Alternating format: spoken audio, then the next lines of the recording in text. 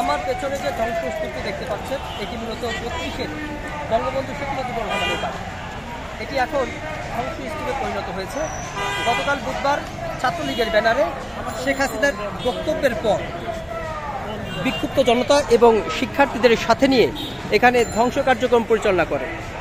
আপনারা জানেন যে গতকাল খুলনাতে শেখ বাড়ি নামে পরিচিত, যেখান থেকে মূলত পদ্মার এপারের রাজনীতি পরিচালনা করা হতো এবং ওখান থেকেই যত নীল নকশা, রাজনৈতিক নীল নকশা, হত্যা গুমের পরিকল্পনা করা হতো, তারই অংশ হিসেবে শেখ বাড়িতেও ব্যাপক ভাঙচুর করা হয়।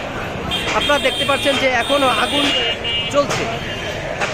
জ্বলছে এবং ধ্বংস কার্যক্রম পরিচালিত হচ্ছে এবং বিক্ষুব্ধ জনতা খণ্ড খণ্ড মিছিল নিয়ে এখানে আসছে এবং স্লোগান দিচ্ছে। আপনারা জানেন যে গণ অভ্যুত্থানে ক্ষমতা চুক্তির পর ভারতে পালিয়ে থাকা শেখ হাসিনার গতকাল একটি ভাষণকে কেন্দ্র করে মূলত এই হট্টগোলের ঘটনা ঘটে।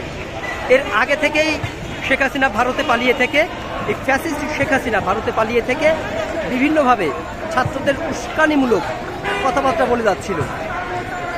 ছাত্ররা গতকাল যেটি ঘোষণা করলো যে এই ফ্যাসিস্টের দোসররা যেন বাংলাদেশে তাদের অস্তিত্ব এবং চিহ্ন খুঁজে পাওয়া না যায়, তারা সেই ব্যবস্থা করবে এবং তাদের পুনর্বাসনের জন্য যারা চেষ্টা করবে তাদেরও ঠিক একই পরিণতি বহন করতে হবে।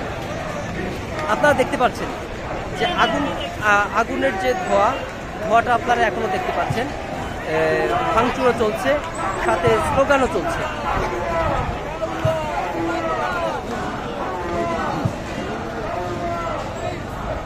বিক্ষুব্ধ ছাত্র জনতা আমাদের যেটি জানিয়েছে এটি হচ্ছে ফ্যাসিস্ট শেখ হাসিনার 17 বছরের যে পাপের যে ফলাফল এবং বিক্ষুব্ধ ছাত্র জনতার যে রাগের বহিঃপ্রকাশ, তারই একটি প্রত্যক্ষ চিত্র এখানে আমরা লক্ষ্য করতে পারছি। ধানমন্ডি অফিস থেকে মেহরাব সুমন, এশিয়ান টেলিভিশন।